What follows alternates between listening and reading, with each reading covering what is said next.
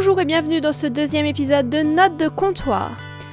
Il y a quelque temps, j'ai fait un épisode sur Stuart Bloom, le propriétaire de la boutique de BD de la célèbre série The Big Bang Theory. Je vous avais expliqué que les personnages dans ce style, que j'avais appelé personnages sacrifices, me faisaient beaucoup de peine. La définition que j'avais proposée pour définir ces personnages était celle-ci. Tout personnage victimisé ou mis à l'écart par un personnage principal uniquement parce qu'il est gentil et plus faible, le tout pour servir le rire du public. Cependant, à l'époque, je n'avais pu parler que de 3 personnages qui étaient construits de la même manière sans savoir s'il s'agissait d'un pattern des séries de type sitcom. Maintenant... D'abord, avant de présenter les nouveaux personnages que je vais ajouter dans cette catégorie, je vais mettre un point totalement théorique sur d'où vient cette lubie du personnage secondaire que l'on maltraite pour le rire du public. La plus vieille sitcom que j'ai pu voir pour continuer mes observations est Seinfeld, une série de 1989 créée par Jerry Seinfeld et Larry David. Cependant, pour le moment, je suis à la fin de la saison 3 et je n'ai pas encore pu identifier de personnages secondaires de la sorte. Les personnages se charrient entre eux, certes, car c'est propre à la sitcom, mais pas de personnages sacrifices pour le moment. Ce qui me laisse déterminer que l'origine de ce type de personnage provient avec certitude d'une série de quelques années plus vieille et qui a révolutionné la sitcom avec Seinfeld, Friends. Friends est bien entendu un pilier de construction de personnages des sitcoms récentes. La série, suivant une écriture proche de celle de Seinfeld, reçoit un succès retentissant à travers le monde et il est indéniable que des séries comme How I Met Your Mother ou New Girl s'inspirent de leur construction de personnages pour construire leur propre histoire. C'est donc sans surprise qu'on y retrouve un personnage comme Stuart à travers celui de Janice et celui de Gunther. Vu que Gunther est un peu plus effacé que Janice, je vais m'intéresser à elle plutôt qu'à lui. Janice est donc un personnage récurrent de la série Friends. Ex de Chandler, elle revient régulièrement, que ce soit pour faire avancer son histoire ou se remettre avec lui.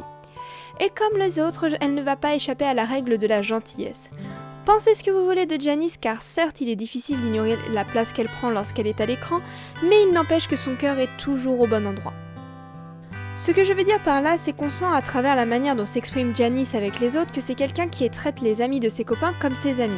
Elle est très investie dans ses relations amicales, même si elle ne se rend pas compte qu'il s'agit souvent des relations à sens unique. Et ce n'est pas des petits sujets du genre quelle robe choisir pour sortir dehors ou quelle émission de dinosaures regarder ce soir. C'est elle qui tente de rassurer Chandler face à ses problèmes de fertilité, et c'est elle aussi qui a mis en garde Rachel face à sa situation étrange avec Ross. Son but à chaque fois était de protéger les personnes avec qui elle était, espérer d'améliorer leur quotidien ou leur futur. Mais ça ne suffit pas. On aborde le personnage de Janice pour la première fois à travers les mots de Chandler qui veut la plaquer et qui est incapable de trouver les mots pour s'exprimer. Et déjà on se moque d'elle avant qu'on puisse se faire un avis en tant que spectateur. Contrairement à Monique de How I Met Your Mother ou à Ted de Scrubs qui sont exposés avant d'être moqués, ici on vous donne déjà des préjugés sur un personnage basé uniquement sur l'opinion d'un homme qui veut la larguer et de ses potes qui le soutiennent. À partir du moment où un personnage principal formule une opinion sur un personnage secondaire qui n'est pas encore apparu à l'écran, et ceci est valable dans n'importe quelle œuvre, vu qu'on a tout fait pour vous attacher au personnage principal, vous allez naturellement prendre ses opinions pour acquis. Après, ce n'est pas faute que l'avis de ce personnage principal soit fondé aussi. Mais du coup, vous partez avec des a priori et vous vous attendez à ce que les choses mentionnées à ce sujet soient vraies, et donc dans ce contexte, énervant ou chiant. Les deux ne sont pas incompatibles. Et c'est exactement ça le problème. Chaque personnage de cette catégorie est agaçant au possible aux yeux du personnage principal.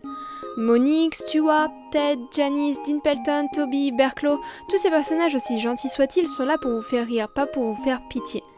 Donc, s'ils sont trop gentils, vous ne trouverez pas ça drôle qu'ils se fassent maltraiter. Alors comment on fait pour qu'on puisse se moquer d'eux sans trop culpabiliser ? C'est simple, en ajoutant un détail particulièrement chiant. Un rire énervant, une attitude mollasson, un comportement pervers, il est important que ce soit un trait que l'on puisse identifier régulièrement pour que cela devienne irritant. Il faut que vous, en tant que spectateur, vous puissiez soit vous mettre dans la peau de celui qui le déteste, ou que vous puissiez penser « oui bon, je comprends que ça le saoule ». C'est un peu le même principe que les méchants dans les films humoristiques. L'exercice est de montrer sa dangerosité de par son pouvoir au sein du récit, mais en même temps de le rendre suffisamment ridicule pour que l'on puisse rire de lui et souhaiter sa défaite, en général en passant par l'ignorance. Le problème est que les méchants, en particulier de comédie, n'ont rien de sympathique. Leur seul but est de faire le mal. Les personnages que j'ai appelés les personnages sacrifices sont des personnages gentils qui apportent leur aide au personnage principal la plupart du temps. Il s'agit d'une amitié à sens unique où le personnage sacrifice continue à faire des efforts pour s'intégrer, là où le personnage principal n'envisage rien. C'est pour ça qu'à titre personnel, je vous avais dit que j'avais du mal à rire. Même si le but est de rire par pitié car on a de la peine pour eux et ce qui leur arrive, la ligne est tellement fine entre leur extrême gentillesse et le petit détail énervant de leur personnalité qu'on répète encore et encore que cela ne fonctionne pas sur moi. Pour résumer, si vous souhaitez construire ce genre de personnage un jour, il vous faut donc un personnage avec un côté sympathique pour créer de l'empathie et aussi le lien avec le personnage principal, et un côté énervant pour ne pas trop culpabiliser. C'est l'aspect trop du personnage qui fera pencher la balance entre la pitié totale et le rire cruel. C'est donc déjà la fin de cet épisode, j'espère qu'il vous aura plu. J'aime beaucoup cette nouvelle petite forme car je peux approfondir certains détails de construction sans pour autant vous baratiner avec tout un tas de détails inutiles pour que ça rentre dans les formats des mini-épisodes. J'espère que ce nouveau format vous plaît et que vous passez un aussi bon moment que sur les autres formes.